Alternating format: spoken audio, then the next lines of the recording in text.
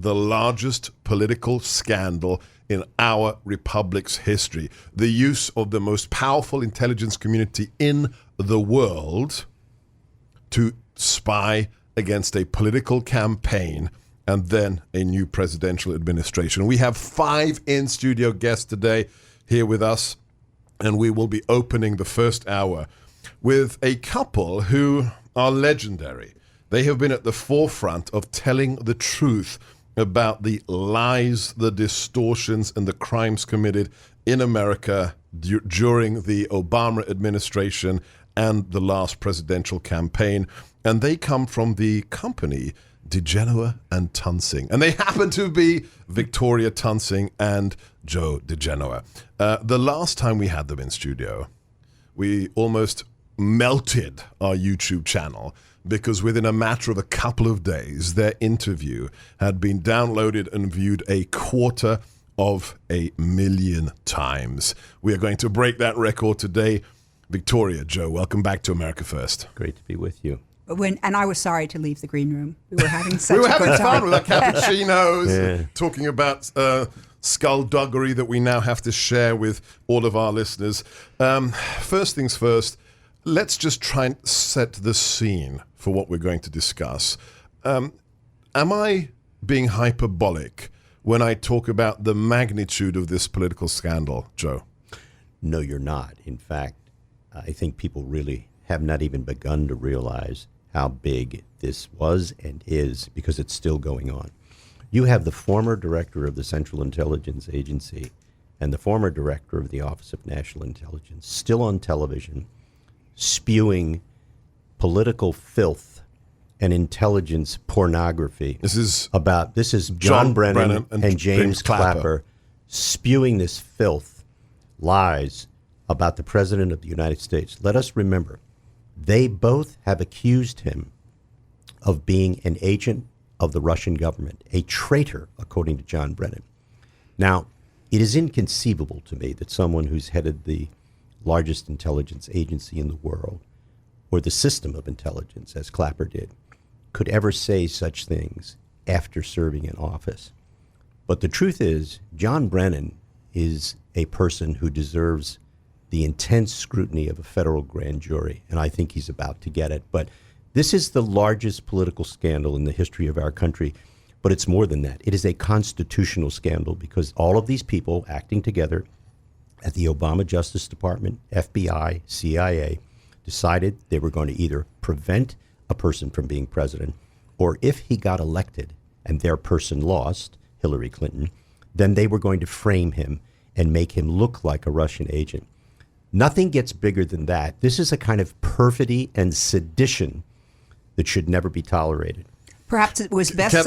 Can I ask you, I think you're going to do it anyway because we're having a Vulcan mind meld. If Rip Van Winkle came out of his cave right now, rubbing the rheum from his eyes, how would you describe, in the most succinct way possible, what we're talking about, Victoria? Oh, well, it's our intelligence and law enforcement weapons were used against an opposite political party. It's as simple and complex. For political purposes. Absolutely, for political purposes. I mean, it's used against the opposite political party. I think the AG was about to say, Seb, was that the AG, Bill Barr, summed it up best when he said, I have more questions today than I had before I became Attorney General. And I think it was the first time, maybe the second time he testified as the Attorney General, when he was asked, are you disturbed by what happened in the FBI? And his response, I think, is the most important part of that testimony. He said, I'm not disturbed by what the FBI did. I'm disturbed by what the intelligence community, meaning writ large, all 17 agencies did. This involves the most powerful arms of government. Let's start to summarize what happened. Where does the story begin, Joe? Well, we're not quite sure, but it appears to begin very early in the Obama administration when, according to the FISA court itself, The legal So the spine. FISA court is the secret court that was created after Nixon that allows the intelligence services, DOJ, FBI, to spy domestically on U.S. nationals. Sorry, go on. Yes, they can do that. It's mostly for foreign nationals, but it's also for Americans if they become involved as an agent of a foreign power. Early on in the Obama administration, there was a political espionage operation developed which involved accessing National Security Agency databases, which included information about Americans. So this is the huge NSA database that basically is our motherlode of signals intelligence that can intercept practically all forms of electronic communication. And in fact does, all over the world. And what was happening at the NSA? 3 contractors who worked for the FBI. So not government employees, No, contractors. Were accessing databases under what's called Section 702 of the National Security Agency, the FISA Act. And they were sharing that information illegally with third parties. We do not know with whom, but we know it happened because the FISA court on its own issued a stinging ruling in which it rebuked NSA, the FBI, and the senior Justice Department officials of the Obama administration for violating the law. We do not know what happened as a result of that rebuke, but we believe that it is at the heart of what Bill Barr and John Durham are doing right now, because we know that John Brennan began a counterintelligence investigation several years after that spying I just described went on, apparently in January of 2016. And why, let's explain to those who haven't been involved in national security, why counterintelligence, why not criminal? What's the difference and what's the latitude a CI investigation gives you? Well, counterintelligence is so wide-ranging. That's why many of us who do this, our kind of work, were appalled when Rod Rosenstein actually appointed Mueller to do a counterintelligence investigation. The regulation for a special counsel talks about when there's criminal conduct afoot. Rosenstein ignored that and had Mueller look into, are you ready for this? Any link, a great legal word, any link between the Trump campaign and the Russian government. That means that Sam Clovis, who was the head of Trump in Iowa, is a farmer. And if he sold corn to Russia, he could have been covered because he was a Trump person. Because there was a link. There was a link. Right. There was a link. It's embarrassing legally that he even said that. So it started out on the wrong legal footing because it didn't have any legal basis.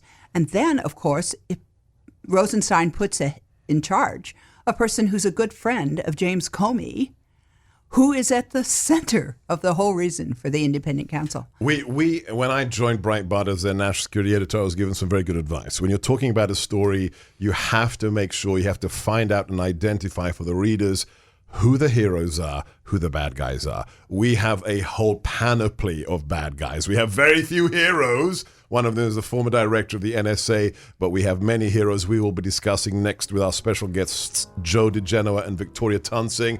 The topic is Obamagate, the most significant political scandal of our republic. We left the story, and it is a fascinating story, and we have to try and keep our timeline straight. We left the story with the then director of the NSA, Admiral Mike Rogers, finding out that his massive database was being tapped illegally by a handful of contractors who were nominally working for the FBI. What happens at that point? What does Mike Rogers do when he smells a rat, Joe diGenova? He goes right to the FISA court after he has confirmed the illegal behavior. He doesn't tell anybody in the Justice Department or the Defense Department. And he briefs the chief judge, and she, of course, is flabbergasted by the fact that he's telling her that the people at the top of the Justice Department and the FBI have been lying to her in their false pleadings to the court. As a result of that, she shuts down access to all 702 databases so that no searches can be done until the matter is done. Then the Justice Department, as a result of her being told, finds out and has to find a plan B, right? And then they start doing pleadings to the court, which themselves are false. And at that point, Ash Carter, who's the Secretary of Defense, and Clapper, who's the DNI, try to fire Mike Rogers, and it is unsuccessful. And For uncovering the skullduggery. one of the things that I can't wait is to hear what Mike Rogers has told John Durham and Bill Barr. Well, last time you were here, I think you told us that he's willing now to testify or to talk about what he saw, We right? have been told Yeah. that. I suggest you ask one of your afternoon guests. Thank you for the hint. Noted, Yeah. noted. Okay. Now let me follow up on what Yes. Joe was talking about, because Rogers goes to the FISA court and says all this. And then Rogers, when he sees that there's a really big problem, he cuts off these contractors who should not have had Anyway. access Right, to right. the 702 material. Now, the names of those contractors have been redacted, and if you can find out who they are, oh, go for it. But we do know that he cut them off. That was in April of 2016. Guess when Fusion GPS was hired? Plan B. Right. So what is Fusion GPS? Let's just walk through this. Fusion GPS is run by a man called Glenn Simpson, an infamous, quote-unquote, former journalist who has made a speciality out of muckraking, opposition research. And he has been hired to create what? Some, quote-unquote, dossier with what purpose, Joe? To discredit Donald Trump, to create any type of information they can to get bad stories written about him, and to, in fact, when they get Christopher Steele on board, to knowingly create a false narrative that he is, in fact, an agent of the Russian government. And who's Christopher Steele? Christopher Steele is a former MI6 agent, that's British foreign intelligence, who was hired by Fusion GPS, who has been a contractor for many American people over the years. With very close ties to Moscow. He's had He huge, used to be in Moscow, He used to be stationed in Moscow. right. but he hasn't been there in about 10 years. And so he started to put together anywhere between 14 and 20 memos. It's never been clear to me how many, which were called a dossier. And in it, all of these wild speculative theories were put forth as if they were fact, when in fact we now know that it was disinformation being fed to him by both former Russian associates of his and other people in the media. Or, and I learned this from Dan Bongino, reheated old stories that had never been confirmed. Glenn Simpson, this is the incredible thing, wrote an article about Paul Manafort accusing of Russian ties, etc., in the Wall Street Journal in 2007. Yep. I mean, this is where the arrogance and just combines with the sloppiness. They reheat stories from 9 years ago, and then this is used as a predicate inside DOJ and FBI to do what, Victoria? Oh, to go after the Trump campaign. And of course, they had to have one other key co-conspirator, the mainstream media. Yes. This could never have been done without the Washington Post, the New York Times, and all of the networks going after him, and every night. And this is what became the collusion, the Russian collusion delusion. Right. It was made out of whole cloth with no evidence whatsoever. But then they get a FISA warrant to do what, based on the dossier? They get a FISA warrant. Now, here's what's interesting. They went to get a FISA warrant on Carter Page without the Who's dossier. working as an unpaid advisor to the Trump campaign, Carter Page. They went to get a FISA on him, and they were denied by the FISA court. Which is absolutely exceptional. I think the figure is what, 4-5% of FISA warrants are refused? Yeah, but those can be misleading. I was in charge of that when I was at the Justice Okay, Department. so tell. And well, if they're turned down, then they go back and rewrite it and resubmit it, whatever is missing. And this is evidently what they did here. But what they did was, then they got the Steele dossier, which they knew was completely unverified, according to James Comey, and salacious. Which he testified to. Then they went back to the court, and they selectively used it, and they got the warrant on Carter Page, knowing that it was false, knowing that Carter Page and George Papadopoulos had said exculpatory things, which they had on tape. Right. The dossier says that Carter Page met with two Igors. I can't remember their last names, but two Igors in Russia who were high muckety-mucks. Right. He never met with them. Well, don't forget, John Brennan is the man who in 1976 voted for Gus Hall, the Communist Party candidate for president of the United States, and 4 years later, inexplicably, was hired by the CIA, only to become its director under President Obama. We are back with our special guests, Victoria Toensing and Joe diGenova, here on America First. We left the story about the largest scandal in U.S. history with Carter Page, the illegal FISA warrant. what happened? Let's jump forward in history. The Mueller report, the special prosecutor, $30 million, 2,800 subpoenas, 500 warrants, 500 interviews. What happened to Carter Page? Here's how the Mueller report characterizes Carter. He lived in Russia for 5 years. When he came back to the United States, he became friends with 2 Russian intelligence persons, one of whom was convicted for espionage. Yes. Leaving out the Carter Page helped convict the guy, helped indict him, provided the FBI with the information so that they could indict him. So this is an attempt by one of the, probably, I think you'd have to say special prosecutor is probably the most powerful prosecutor in America, wouldn't you say? Yes. Special counsel, yeah. Special counsel is, this is an attempt by a special counsel, in this case Robert Mueller, to smear and besmirch somebody. Because when you say new Russians who were intelligence agents, and then you deliberately leave out and was instrumental in them being caught as intelligence agents. Right. There's only one purpose for that, right, Joe? Yes, it was to dissemble, to lie to the American people, to smear him. He did the same thing with George Papadopoulos. When you read the report, it makes it look like Papadopoulos approached Joseph Mifsud, when in fact it was Joseph Mifsud who approached Papadopoulos. Who is Joseph Mifsud? He is, may I say this one more time? He's a Maltese professor. It sounds like something from a 1930 movie. Agatha Christie, right? Maltese professor. But he is a Maltese professor who is a Western intelligence asset who has played the role of an informant and a spy for Western intelligence for years. He is incorrectly described as a Russian asset. No. They were very, very clever in the way they worded it. They said, who has many contacts in Russia. Yeah. The bottom line was they were trying to make it look like he wasn't an American asset, when in fact, and Mifsud has now said this through his lawyer to John Solomon, I was an American asset. I've always been an American asset. I've never spied for foreign agencies. I've only spied for the United States. Mueller knew that. Right. Mueller knew that, and yet he lied about it and purposely. Actually, it was Andrew Weissman who wrote the report. Of course. The thug that they hired. And by the way, Weissman didn't go back to the Department of Justice when the case was over because he couldn't. Because if he had gone back, he would have been the subject of disciplinary investigations for a number of years. Right. So he just went to teach at Columbia or NYU, where the bad people go to die. So George Papadopoulos, another, I believe, unpaid volunteer advisor to the Trump campaign. Yes. I never met him ever, and clearly somebody on the periphery who met with the future president once, I believe, is honey-trapped, right? Mifsud, Downing, the former Australian foreign minister, these people try to reel in this individual and use his association with the Trump campaign as a pretext for further lying. Is that a fair summary? Absolutely, and they fed him false information, although Mifsud now says that he never told Papadopoulos that there were emails. He doesn't know where that came from. The Hillary emails.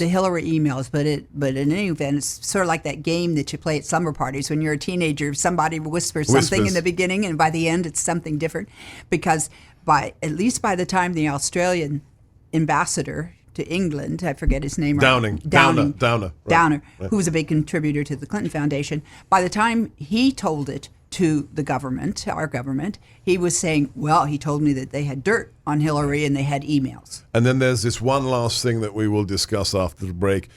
I've done a lot of work with the FBI. I've trained maybe 5,000-6,000 FBI agents, SOSs, and intelligence analysts, but I've never heard of intelligence agents from the FBI who are researchers, quote unquote is their title, and then they are deployed abroad pseudonymously, as Azra Turk was. The spy slut. The spy slut. Thank you, Joe. Yes, Azra Turk. The honey trap operative number one. We will continue in a moment with our special guests. Back to our special guests, Victoria Toensing and Joe diGenova. We have to mention my old colleague, I consider him a friend, another hero who has been hard done by, former director of the Defense Intelligence Agency, U.S. Army veteran, combat veteran, and that is General Mike Flynn. How does he fit into this story?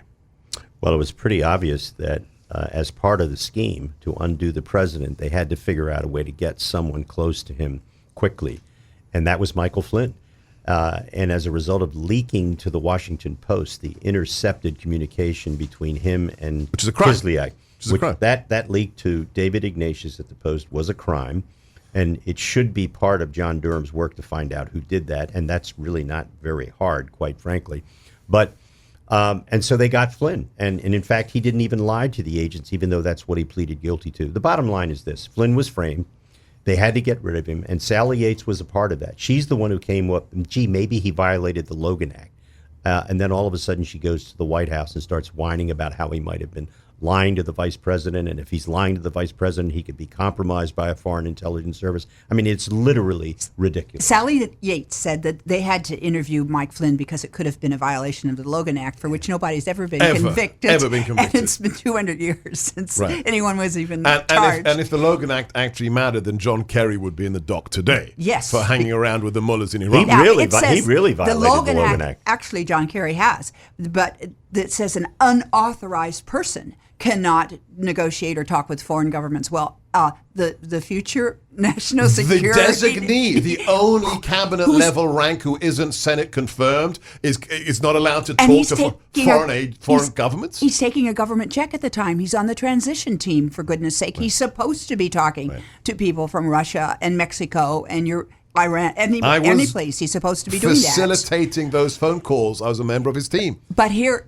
is what is it interesting. Sally Yates, who should never have been left in her position in the first place, says, well, it was a Logan Act possibility. But James Comey, in his last testimony before the House, said, Logan Act, I don't know anything about the Logan Act. We wanted to interview Michael Flynn because he lied to the vice president. And some Republican member of the committee said, well, why is that your business? Oh, it's very important to the FBI if somebody is lying to the vice president. And yet, the FBI did not ask one question about a false statement to Pence. And what about the way that General Flynn was approached by the FBI? Oh, it was disgraceful. He was told by, was it Stroke or McCabe? One of it was one of the It doesn't two. matter. Hey, they're going to come by and see you. We're going to come by. We're going to send some guys to come and talk to you. Which he did every day. Right. And he said, you don't need counsel there. Right. And Mike Flynn, as a good patriot, a good soldier, went to that meeting with trusting his fellow colleagues in government, and he was finally charged with what? A process crime, correct? Yeah. Yes. False statement to the FBI, which the agent who read the thing said, we don't think he dissembled. And then the reports, the 302s, were held up for months by Strzok and 8 McCabe. months. And those reports were later changed.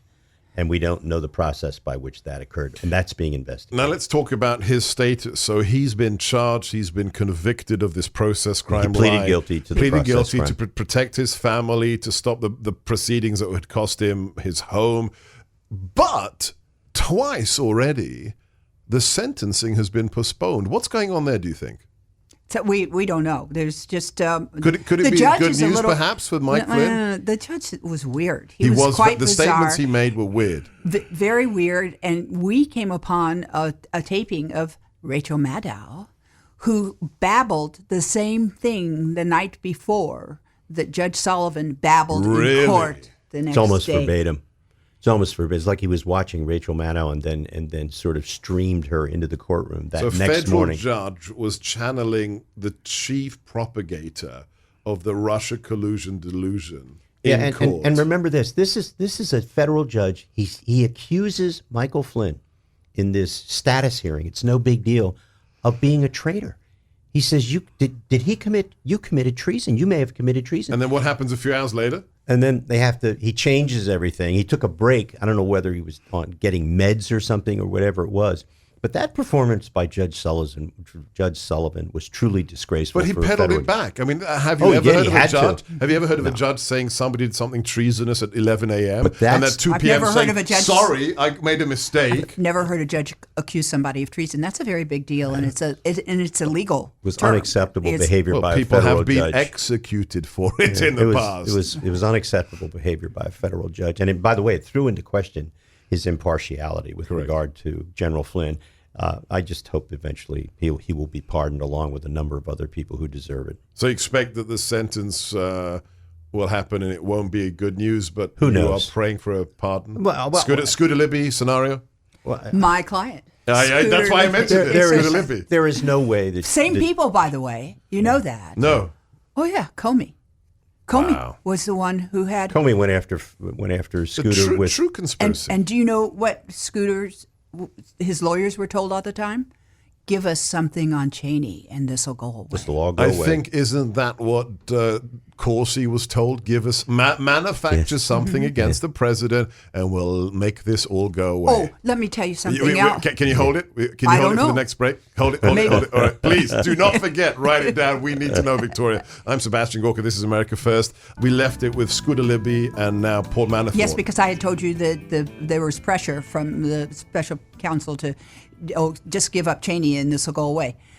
For Paul Manafort, Andrew Weissman and Bob Mueller put him in solitary confinement, and 9 times, because we got this from his lawyer, 9 times brought him out of solitary confinement and said, so tell us that Trump knew about the Trump Tower meeting before the meeting, which would be no big legal deal anyway, but they were trying to make that Trump Tower meeting with the Russian lawyer a crime. They were trying to make that a crime. So 9 times they lent on him. And then pushed him back into solitary confinement. It is outrageous. Do we do this in America, Joe? I thought this is what we do in countries like Venezuela or the Soviet Union. Well, Bob Mueller and Andrew Weissman are a disgrace to the legal profession, an embarrassment to the Department of Justice, and I'm so disgusted by the way they behaved as federal prosecutors. It's an embarrassment to those of us who have worn that badge with honor as federal prosecutors. Right. And during his testimony, Bob Mueller said, I'm not familiar with Fusion GPS. Yeah, we have that audio. I have to ask you one question that I know you are asked all the time as you travel the country. I am asked it as well.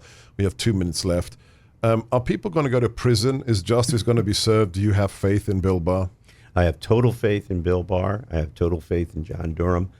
I want a thorough professional investigation, which we didn't get from Bob Mueller. Right. If some people are indicted, I will be happy. But I also want all the facts to come out so we know what John Brennan did, what Comey did. But here's the rim.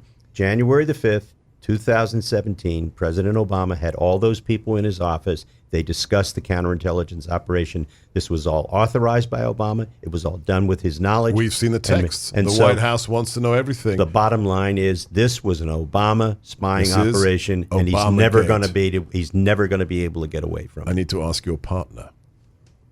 Are people well, going I to go to think jail? Are we want- going to see justice? Victoria Toensing? Because I also have complete faith in Bill Barr. I think that it will. I assume that they will never indict a former president, but that other people's heads could roll.